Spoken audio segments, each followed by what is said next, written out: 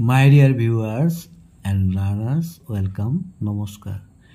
Beginners English 5, Class 5 English, Chapter 4, The Stork and the Fox. My dear students, ইয়াৰ আগৰ ভিডিঅ'ত আমি activities 17 লৈকে আলোচনা কৰিছিলোঁ. Today let us start activities 18. Rohit is in Guwahati to participate in a debating competition.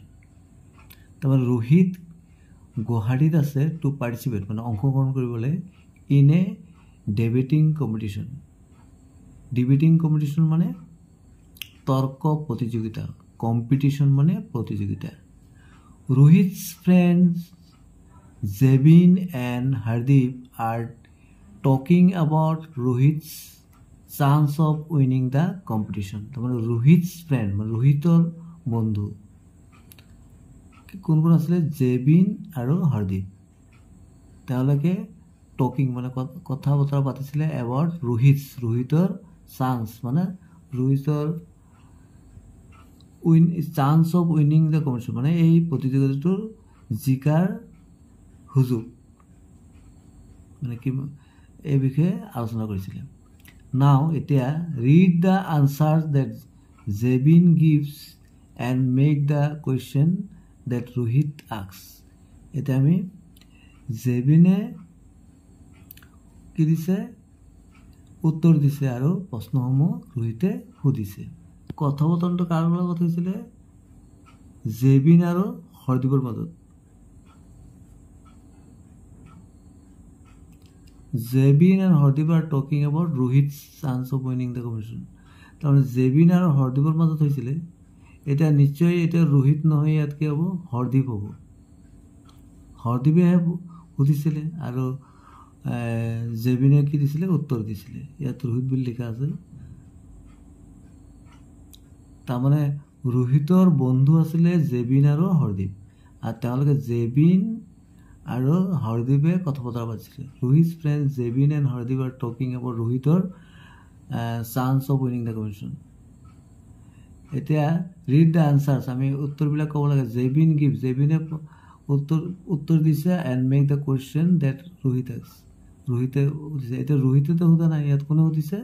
হৰদীপে দিছে. হৰদীপ আৰু জেবিনৰ মাজতহে কথোপকথন হৈছিলে, কনভাৰ্চেশ্যনটো হৈছিলে. এইটো নিশ্চয় কি হ'ব? এইটো হৰদীপ হ'ব. হৰদীপে কি দিছে প্ৰশ্নটো? ইয়াত হাউ দিছে. তেনেহ'লে আমি প্ৰশ্নটো কি হ'ব পাৰে? আমি উত্তৰটো চাই লওঁ. জেবিনে উত্তৰ দিছিলে he has prepared himself for the competition fully. He has মানে কি?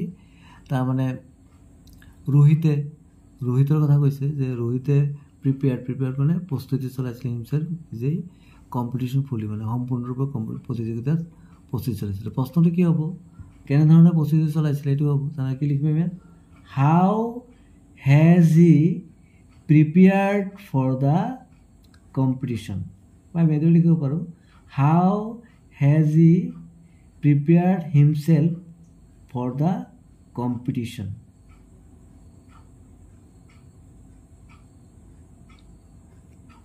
এতিয়া 3 নম্বৰটো তাৰমানে হৰদীপে সুধিছে আৰু জেবিনে উত্তৰ দিছে. জেবিনৰ উত্তৰটো আমি আগতে চাই লওঁ.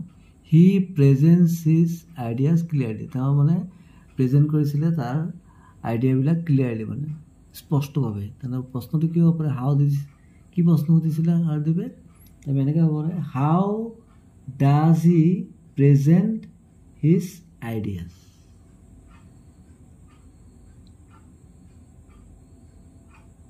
পিছতে ইয়াত প্ৰশ্নটো কি হ'ব? আমি উত্তৰটো চাই লওঁ.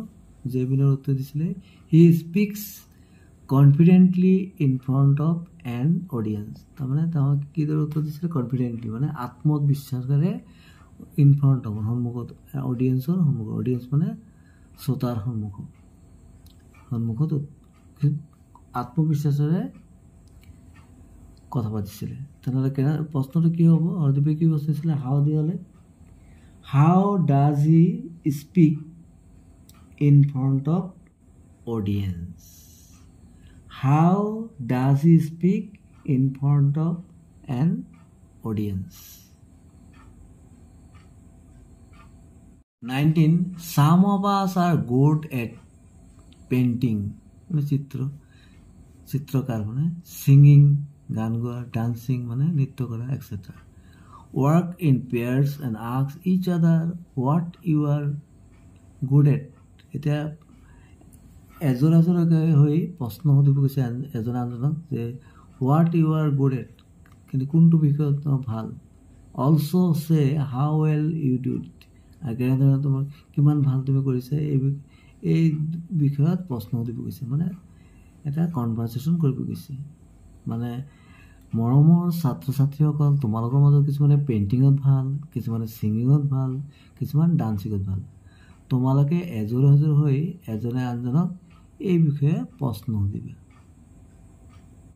20. Read what happened to the stork in the house of the fox, মানে পঢ়িব গৈছে what happened মানে কি হৈছিল to the storker in the house of fox, ফক্সৰ ঘৰত। তাৰমানে শিয়ালে ষ্টৰ্কক তাৰ ঘৰত মাতিছিলে খাবলৈ, তাতে কি ঘটনা ঘটিছিল। He looked at his plate hungrily, তাৰমানে প্লেটৰ পিনে হাংগ্ৰিলি মানে ভোকাতুৰভাৱে চাই আছিল, হয় নাই। এতিয়া ইয়াত আছে হাংগ্ৰিলি, এইটো হ'ল ডেছক্ৰাইবিং ৱৰ্ড। এই হাংগ্ৰিলি হ'ল আমি যে পাৰ্টিচিপিউট শিকিছিলোঁ, পাৰ্টিচিপিউট যেনেকৈ 8 প্ৰকাৰ আছিলে, নাউন, প্ৰনাউন, এডজেক্টিভ, ভাৰ্ব, এডভাৰ্ব, প্ৰিপজিশ্যন, কনজাংশ্যন, ইণ্টাৰজেকশ্যন, নহয় বাৰু। এতিয়া হাংগ্ৰিলিটো হ'ল হাংগ্ৰিলি ইজ এন এডভাৰ্ব, এইটো এটা এডভাৰ্ব হয়। In this sentence, he looked at his plate hungrily. The word hungrily modifies the verb looked. A look verb modify কৰিছে and indicates the manner in which he looked at his plate, implying that he was feeling hungry or eager to eat. তাৰমানে কেনেধৰণে তাৰ মেনাৰটো, ধৰণটো দেখাইছে, মানে কেনেধৰণে তেওঁ চাই আছিলে প্লেটৰ পিনে, তাৰ ফিলিংটো কেনেকৈ হৈছিলে, মানে ভোক লগাৰ বা এগাৰটো খাবলৈ ইচ্ছা প্ৰকাশ কৰিছিলে কিন্তু খাব নোৱাৰিলে, যিহেতু ষ্টৰ্কে প্লেটত খাব নোৱাৰে। এতিয়া এডভাৰ্বছ লাইক এনেধৰণৰ এডভাৰ্ব আৰু আছে, যেনে হাংগ্ৰিলি একচুৱেলি টাইপিকেলি এইটোত কি হৈছে LY দি শেষ হৈছে নাই, LY শেষত LY আছে। and provide more information about the action or state described by the verb. এই ভাৰ্বটোৰ এই যে ভাৰ্বটো কি আছিলে ইয়াত, এইটো কয় ভাৰ্ব, ক্ৰিয়াপদ। এই ভাৰ্বটো কি কৰিছে এই এডভাৰ্বটোৱে কি কৰিছে about the action or state described by the verb, এই ভাৰ্বটোৰ কেনেধৰণে মানে ডেছক্ৰিপশ্যন দিছে। আদাৰ এক্সাম্পল, এনেধৰণে আৰু বহুতো এডভাৰ্ব আছে। আদাৰ এক্সাম্পলছ অফ এডভাৰ্ব আমি ক'ব পাৰোঁ include quickly, loudly, wisely, patiently, এনেধৰণে। যেনেকৈ he speaks loudly, he runs quickly. বি he left the place sadly, তাৰমানে খুব তেওঁ দুখ মনেৰে, লেফ্ট মানে সেই জেগাটো প্ৰস্থান কৰিছে, তাৰ পৰা গুচি গ'ল।